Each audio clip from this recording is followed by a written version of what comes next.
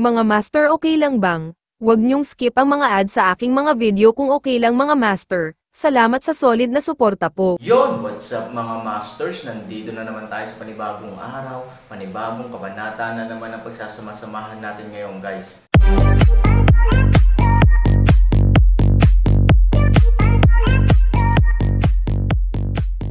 Bali mga masters, kung bago ka pa lang po sa aking YouTube channel, please click the subscribe button, lalong-lalo na po yung notification bell, guys, para maging connected pa rin tayo sa isa't isa at maging updated kayo sa mga susunod ko pang video.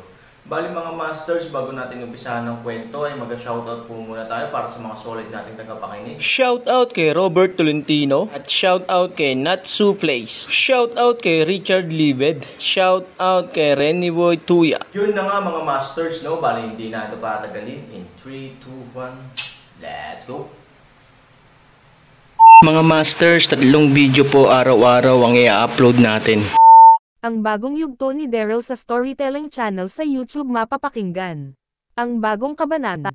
Dahil sa aking pagkahulog mula sa pagkakidagit ng malaking ibon na iyon. Hindi niya kinaya na ako ay sambutan.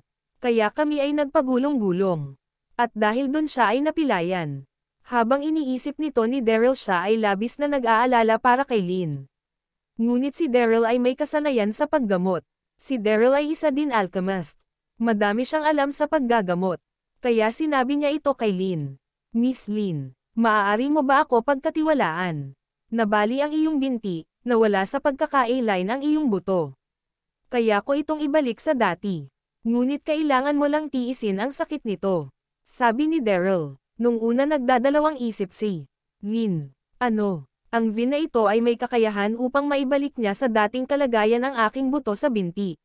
Nagpapatawa ba itong si Vin? Bulong ni Lynn sa kanyang isip. At ito ay nagsalita. Ano bang pinagsasabi mo, Vin? May alam ka ba talaga para maibalik sa A-line ang aking buto sa binti? Sabi ni Lynn kay Daryl sa tono ng nasasaktan. Maya-maya sumagot si Daryl at sinabi. Oo, Miss Lynn. Sa aming mundo nag-aral ako ng iilang mga gawain sa paggamot. Kaya alam ko ang gantong mga bagay. Kung magtitiwala ka sa akin, maibabalik ko talaga sa A-line ang iyong buto. Ngunit ito ay masakit nga lang na kailangan mo tiisin.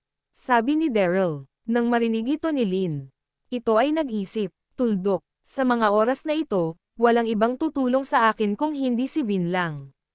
Kailangan ko siya pagkatiwalaan kung gusto ko bumalik sa pagka-A-line ang aking buto sa binti.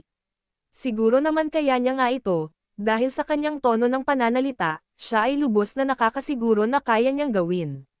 Bahala na, kailangan ko pagkatiwalaan kay Vin ito. Bulong ni Lynn at ito ay nagsalita. Kung ganun, Vin, pumapayag na ako. Gawin mo ang nararapat upang maibalik sa A-line ang aking buto. Sabi ni Lynn. Nang marinig ito ni Daryl, ito ay nagsalita. Kung ganun, Miss Lynn, hinga ng malalim. At tiisin mo ang sakit. Oo, Vin, iyan mo na. Sabi ni Lynn. Kung ganun, Miss Lynn, eto. Pagbilang ko ng 3. Hinga ng malalim. 1, 2. Sa 2 pa lang hinayla na ni Daryl ang binti ni Lynn. At ito ay bumalik sa pagkaka-A-line. Ngunit si Lynn ay hindi handa. Kaya labis ito nasaktan at sumigaw ng malakas.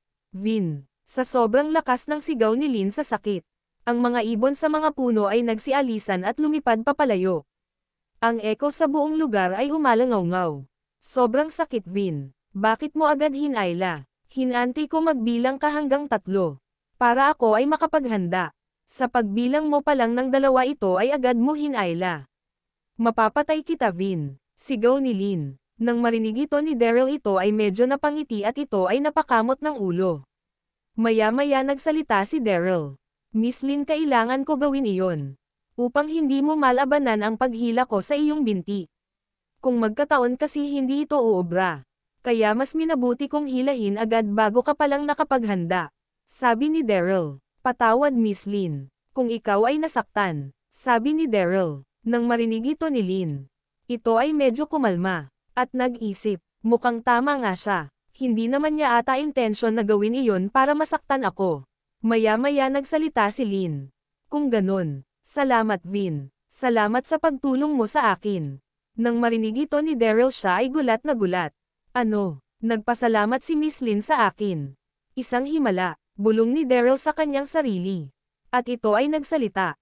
Hindi mo kailangan magpasalamat, Miss Lin. Dahil sa akin kaya ka nasaktan ng ganyan. Kung naging maingat lang ako, hindi sana nangyari ito. Sabi ni Daryl. Nang marinig ito ni Lin, medyo naiinis siya kay Daryl. Oo nga pala, dahil sa kanyang walang pag-iingat kaya nangyari ang lahat ng ito. Sumimangot si Lin at sinabi, "Ano pang ginagawa? Itayo mo ako." Sabi ni Lin sa pag-alit na tono. Nang marinig ni Daryl ang galit na tono ni Lin, ito ay nagulat. Ano? Kanina lang nagpasalamat siya sa akin, at ngayon ilang segundo pa lang ang lumilipos siya ay nagsusungit na sa akin. Anong meron bang utak ang mayroon sa babaeng ito? Bulong ni Daryl sa kanyang sarili. Maya-maya itinayo niya si Lin at sinabi, "Miss Lin, kaya mo ba maglakad mag-isa? Kahit na bumalik na sa pagka-A-line ang iyong buto, ito ay masakit parent, at hindi mo ito malalakad ng ayos." Sabi ni Daryl. Nang marinig ito ni Lin, mas lalo siyang nagalit. "Kaya ko ito. Kung hindi dahil sa iyo hindi mangyayari ito. Sinabihan na kasi kitang wag kang lalayo sa akin. Ngunit ang tigas ng ulo mo. Wag mo na ako isipin kaya ko maglakad mag-isa. Umalis ka sa aking dadaanan." Nang maglalakad na si Lin, ito ay nakaramdam ng sobrang sakit sa kanyang mga binti. At ito ay napatamba ulit. Nang makita ito ni Daryl, ito ay medyo nag-alala at sinabi, "Miss Lin, ilang araw pa bago mo malakad ng ayos ang iyong paa. Kung pagkatiwalaan mo ulit ako, nais ko sana ipasan ka sa aking likuran." Sabi ni Daryl sa tono ng nahihiya. Nang marinig ito ni Lin, ito ay nahiya din, at ang kanyang magandang muka ay biglang namula. At ito ay nag-react. "Ano? Papasanin mo ako sa iyong likuran? Manigas ka. Napakaswerte mo na masyado. Kanina lang hawak-hawak mo na ang aking mga kamay. Tapos ngayon nais mo pang damaykit ang aking katawan sa iyong likuran. Titiisin ko na lang ang sakit, ako ay maglalakad mag-isa." Sabi ni Lin. Nang marinig ito ni Daryl, medyo namula din ang kanyang muka. At ito ay bamulong. "Nako, wala sa aking isip ang ganon bagay.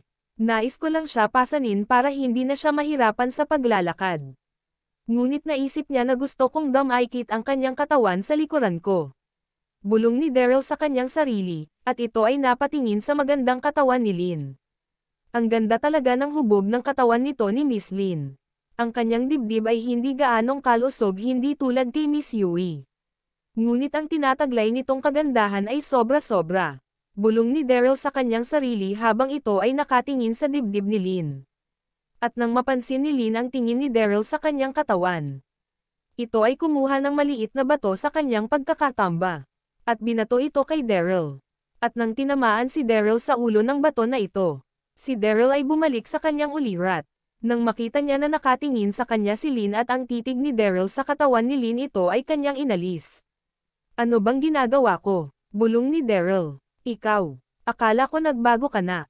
Bastos ka parent talaga." "Tama nga, ang bastos ay hindi na magbabago." Sigaw ni Lin sa galit. Nang marinig ito ni Daryl, nais nitong umiyak ng walang luha.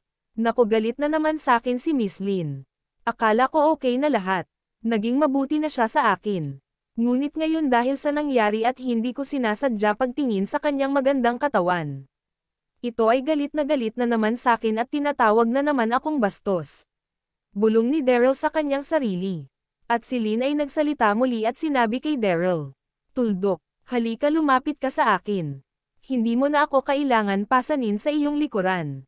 Hahawak na lang ako sa iyong balikat upang ako ay makalakad. Maghanap tayo ng isang ligtas na lugar dito upang makapagpahinga ako. Dahil sa nangyari, medyo lumayo tayo sa lugar ng sagradong harang. Ang ibon na iyon, sana pinatay ko na iyon kasama ka," sabi ni Lin.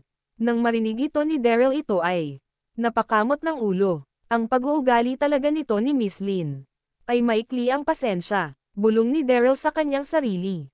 Maya-maya nagsalita si Daryl. "Miss Lin, tama ka nga. Medyo lumayo tayo ulit sa sagradong harang na iyon. At ang lugar na ito ay medyo panganib nga, hindi natin alam kung ano pang mabangis na hayop ang narito. Dahil ang lugar na ito ay masyadong mapuno, na para bang isang gubat na talaga." Sabi ni Daryl. Nagmarinig ito ni Lin.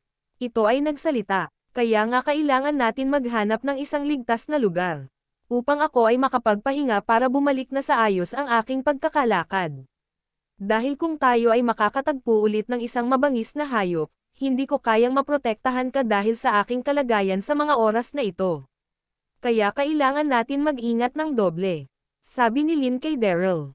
Tara na Miss Lynn. Mukha banda roon ay may ligtas na lugar. Dahan-dahan naglakad ang dalawa. Habang nakahawak si Lynn sa balikat ni Daryl. Sa kabilang banda, sa palasyo ng mga elf. Nakarating na sila Master Ken at Yui. Kasama ang mga matatandang mangkukulam at ganon din ang mga batang mangkukulam. Nang makita ng mga batang mangkukulam ang palasyo ito ay sobrang pagkamangha. Napakaganda pala talaga ng palasyo na ito. Dito na ba tayo maninirahan? Sabi ng mga bata. Nang marinig ito nila Master Ken sila ay napangiti, lalo na si Yui. At si Yui ay nagsalita. Oo mga bata, simula ngayon dito na ako maninirahan. Kaya araw-araw nyo na makikita ang ating palasyo. Sabi ni Yui nang nakangiti sa mga batang mangkukulam. Maya-maya si Master Ken at nagpasya na at sinabi sa lahat. Turing nyo na ang palasyo ay inyong tirahan na, at kailangan nyo ng masanay na wala na kayo sa inyong lugar. Bukas na bukas magpapatayo ako ng isang lungsod malapit sa palasyo para sa inyong mga mangkukulam na elf, at ito ay babantayan ng libo-libong mga sundalong elf, upang maging ligtas kayo. Sabi ni Master Ken, ngunit sa ngayon sa palasyo muna kayo mananatili. Habang hindi pa natatayo ang lungsod na para sa inyo. Yui dalan mo na sila sa loob, magpaanda ka ng makakain ng lahat. At pagkatapos nun, dalan mo na sila sa mga bakanteng silid. Siguro naman sapat na ang mga bakanteng silid para sa kanila lahat. Pagsama-samahin mo na lang ang bawat pamilya sa isang silid Yui. Sabi ni Master Ken, nang marinig ito ni Yui. Ito ay sumagot, oo Master Ken, masusunod. Mga matatandang elf, Lola, Lolo halika na kayo. At mga bata sumunod kayo sa amin.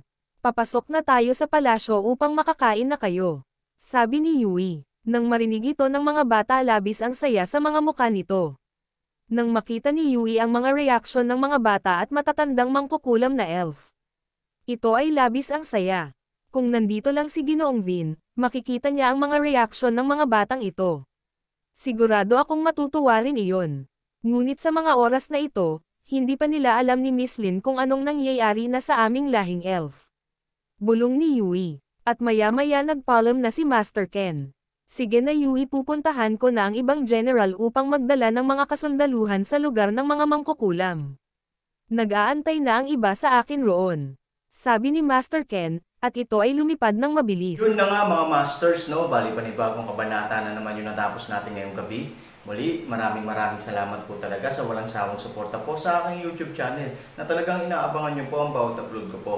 Bali mga masters, magkita-kita ulit po tayo bukas ng gabi at ngayon po ay magpapaalam po muna tayo. Bali mga masters, bye-bye!